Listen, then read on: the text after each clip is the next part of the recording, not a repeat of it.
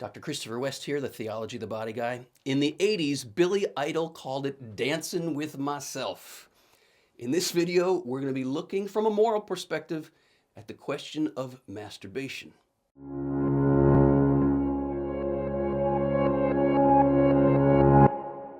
Hey, if you're new to this channel, we are dedicated here to exploring how our earthly bodies reveal heavenly mysteries. If you are interested in taking a deep dive into what it means to be human, what it means that we're male and female, made in the image and likeness of God, you're going to want to subscribe to this channel.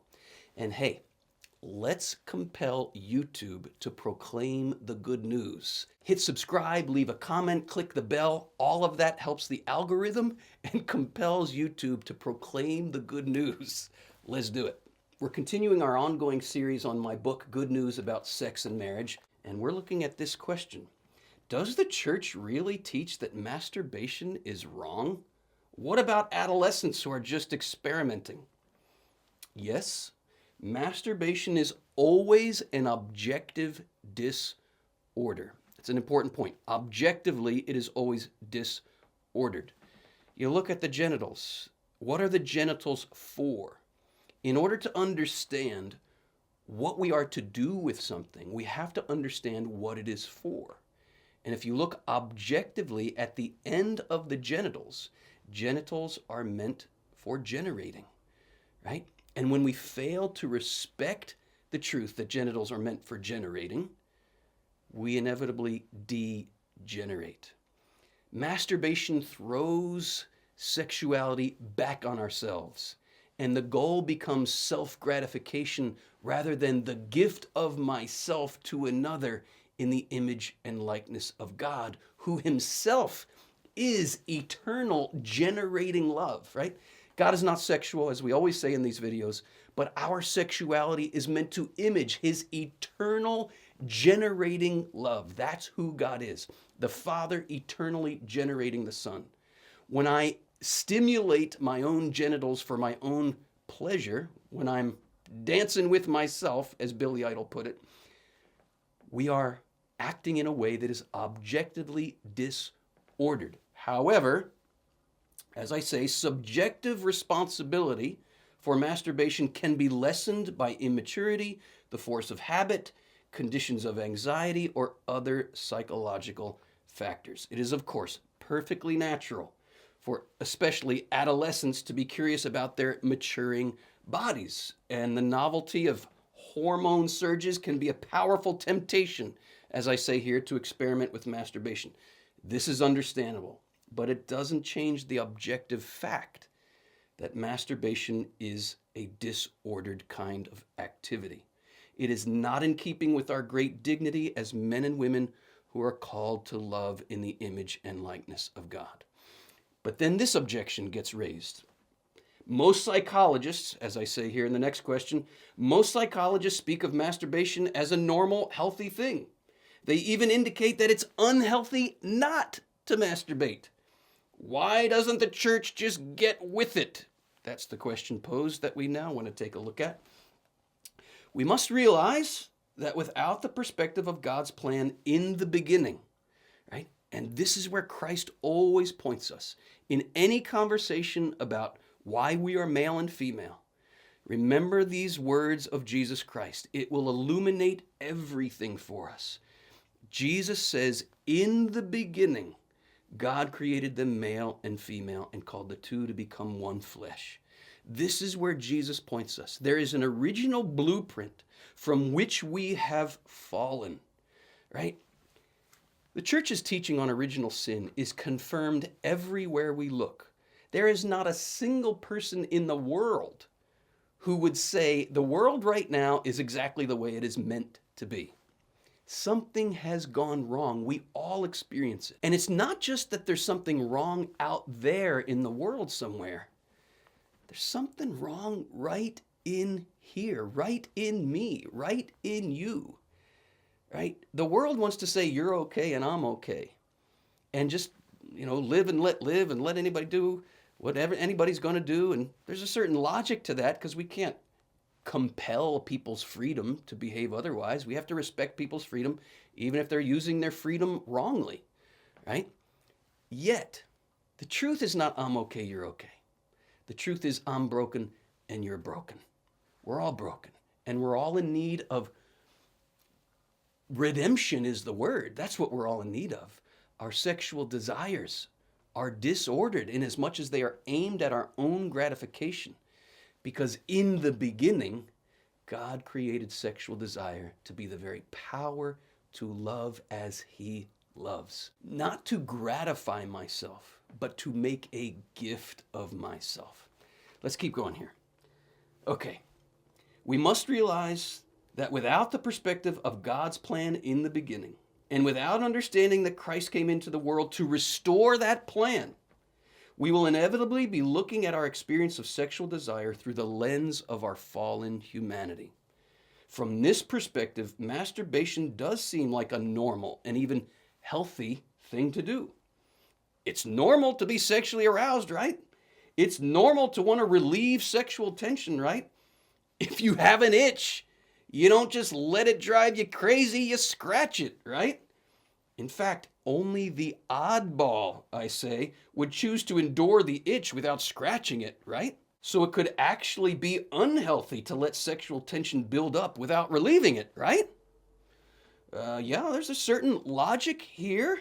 In fact, it's virtually impossible to understand why masturbation is wrong within this paradigm of you got an itch, you got to scratch it. What's needed, not just to understand the masturbation issue, but to understand the whole truth of our sexuality and in turn the meaning of love and the meaning of life, what we need is a radical paradigm shift. We've inherited a worldview in the modern world called modern rationalism, and it has made us all closed in on ourselves.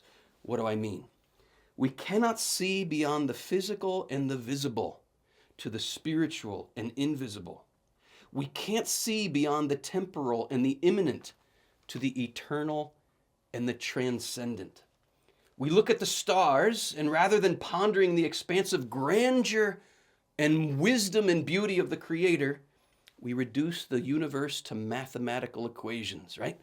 Math is all fine and good. Thank God for astronomy and math. But if we reduce the universe to that, we're going to miss out on the bigger mystery. We encounter another human body, and rather than seeing the revelation of a person made in the image and likeness of God, tragically, we see a thing to use and consume for our own gratification. We encounter the deep waters of sexual desire, and rather than seeing our call to share in the divine mystery by swimming in the pure waters of life-giving love, we dive headfirst into our own shallow, stagnant swamp, and we get stuck in the sludge of self-indulgent isolation. As we've noted in so many of these videos, sex is symbolic. What does that mean? It means it's meant to be a sign of God's free, total, faithful, fruitful love. It's meant to be a human participation in the divine life and love of the Trinity, the eternal exchange of life-giving love that is God. Masturbation is in fact the antithesis of that life-giving love. However easy a habit it is to fall into, masturbation only throws us back on ourselves. It exemplifies a worldview devoid of the transcendent otherness and the call to love as God loves. In a way, it symbolizes a kind of self-pity because it's aimed back on me and my desires and my pain and my need for relief. It exhibits a fear of abandoning myself to another, of taking that risk of life-giving love, and it kind of symbolizes a sterile self-isolation. In other words, it is not going to bring us life. It is not going to bring us joy. It's going to bring us enslavement to our passions and, in fact, the inability to become a gift to another. Take the example, very common. I'm just speaking from the male perspective. It could be a female.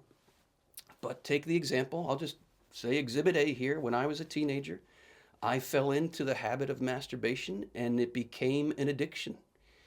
I thought I needed sexual relief every day like I needed 3 meals a day and oxygen. That created so much pain in my life because I was in bondage to my own desires. And being in bondage to my own desires, I ended up using others rather than loving others.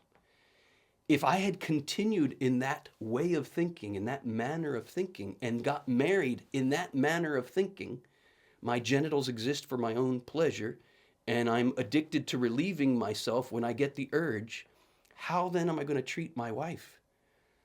I'm going to treat her as a thing, and I'm going to enter into marriage with the same kind of masturbatory mindset, and I'm going to use her body and just continue to masturbate. And this is the source of so much disillusion in married life because husbands and wives end up feeling used rather than loved. My brothers and sisters, there's another way to see.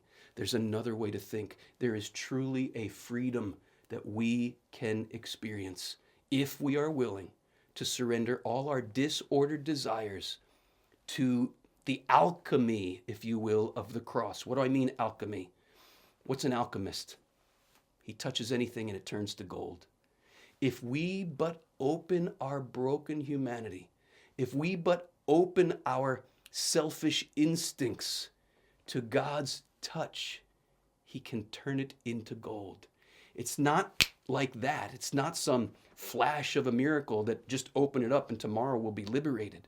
It's a taking up of our cross every day, as Jesus says, and learning the way of self-disciplined wildness. That's what we're after. Disciplined wildness. A wild, abandoned love that is disciplined in learning how to be a gift, in learning how to be outward directed rather than inward directed. My brothers and sisters, I have so much more to say about this freedom for which Christ has set us free. And I do so in the courses I teach for the Theology of the Body Institute.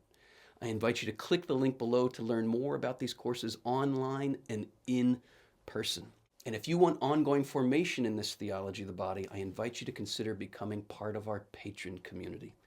Until next time, may our eyes be opened to who we really are.